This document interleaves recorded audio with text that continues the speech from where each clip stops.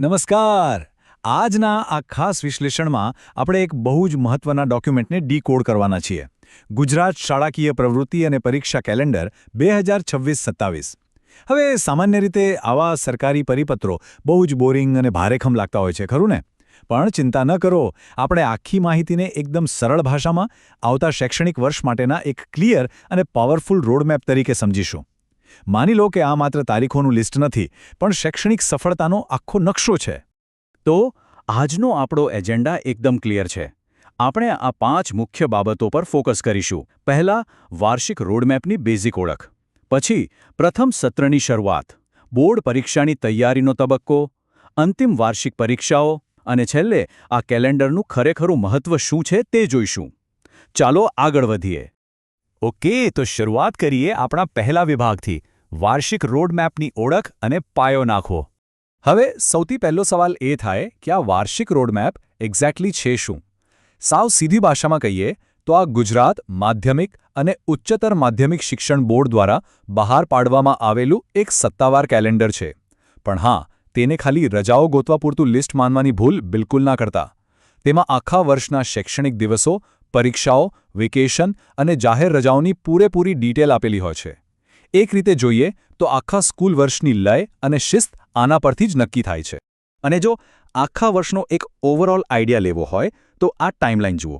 સફર શરૂ થાય છે જૂનમાં સપ્લિમેન્ટરી એક્ઝામથી, પછી સીધા ઓક્ટોબરમાં ફર્સ્ટ એક્ઝામ, જાન્યુઆરીમાં પ્રિલિમ્સ, ફેબ્રુઆરીમાં સૌથી ટેન્શનવાળો માહોલ એટલે કે પ્રેક્ટિકલ અને બોર્ડ એક્ઝામ્સ, અને છેલ્લે એપ્રિલમાં ફાઇનલ વાર્ષિક પરીક્ષાઓ. ડિટેલ તારીખોમાં પડતા પહેલાં આ બર્ડ્સ આઈ વ્યૂ મગજમાં ફિટ કરી લેવું ખૂબ જ જરૂરી છે. તો હવે બીજા વિભાગ પર જઈએ. પ્રથમ સત્ર અને શરૂઆત, એટલે કે વર્ષના શરૂઆતના પડકારો. ઉનાળુ વેકેશન ખુલતાની સાથે જ સૌથી પહેલો પડાવ આવે છે જૂન મહિનામાં. અહીં ખાસ નોંધ લેવા જેવી બાબત એ છે કે 11થી 22 જૂન 2026ની વચ્ચે ધોરણ 10 અને 12 માટે સંભવિત પૂરક પરીક્ષાઓ એટલે કે સપ્લિમેન્ટરી એક્ઝામ્સ ગોઠવાઈ શકે છે. આ તારીખો અત્યારે ટેન્ટેટિવ છે. ત્યારબાદ જ્યારે આખું એકેડેમિક વર્ષ બરાબર ફોર્મમાં આવી જાય ત્યારે 22 ઓક્ટોબરથી 2 નવેમ્બરની વચ્ચે ધોરણ 9થી 12ના તમામ પ્રવાહના વિદ્યાર્થીઓ માટે પ્રથમ સત્રની પરીક્ષા યોજાશે. આમાં એક બહુ જ ઇન્ટરેસ્ટિંગ તફાવત સમજવા જેવો છે.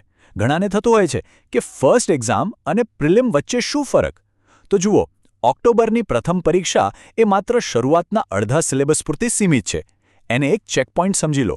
પણ પાછળથી જે પ્રિલિમ આવે છે ને, એ આવનારી બોર્ડ પરીક્ષાઓ માટેનું એકદમ ફૂલ સ્કેલ રિહર્સલ છે.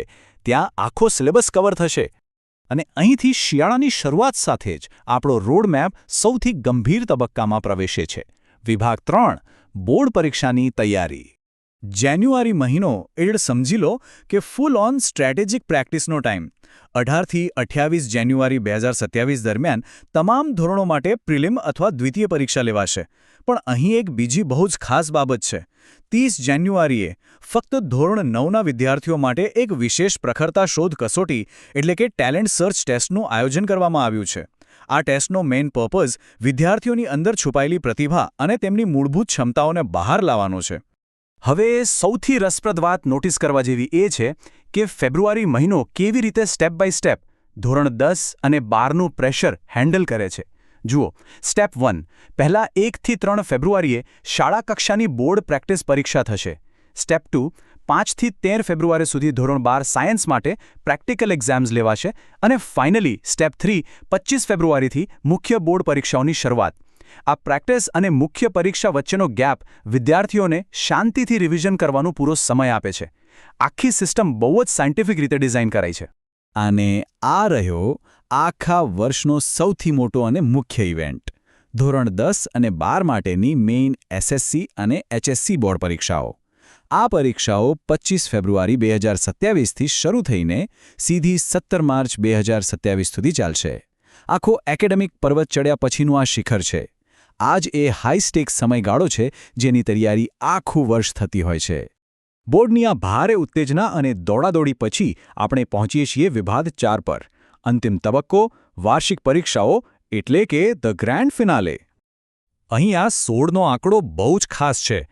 5 એપ્રિલથી લઈને 20 એપ્રિલ 2027 સુધીની આ 16 દિવસની વિન્ડો સંપૂર્ણપણે ધોરણ 9 અને 11ના વિદ્યાર્થીઓની અંતિમ વાર્ષિક પરીક્ષાઓ માટે રિઝર્વ છે.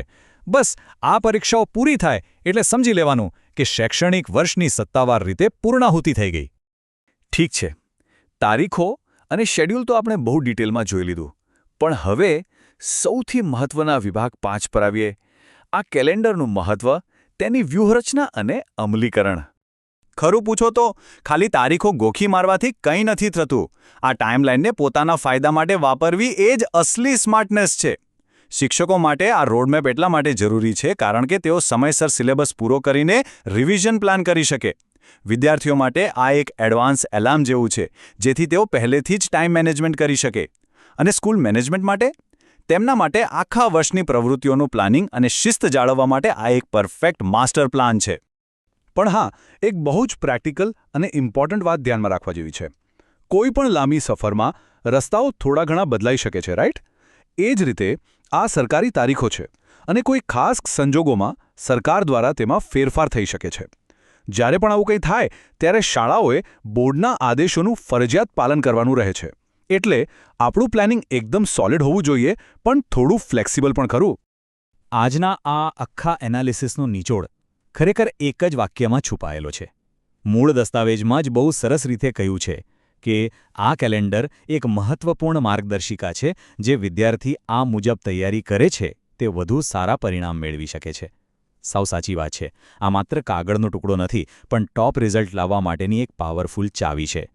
તો 2026-27ના શૈક્ષણિક વર્ષનો આખો રોડમેપ હવે આપણી સામે એકદમ ક્લિયર છે. બધા જ માઇલસ્ટોન અને તારીખો સેટ છે. પણ હવે સૌથી મોટો અને અંતિમ પ્રશ્ન એ ઊભો થાય છે કે આ સફરની શરૂઆત ખરેખર ક્યારથી અને કેવી રીતે થશે? બોર્ડે તો પોતાનો નકશો આપી દીધો, પણ આ નકશા પર દોડવાની તૈયારી કેવી રીતે કરવી એ વિચારવાનું કામ હવે વિદ્યાર્થીઓ અને વાલીઓ પર છે.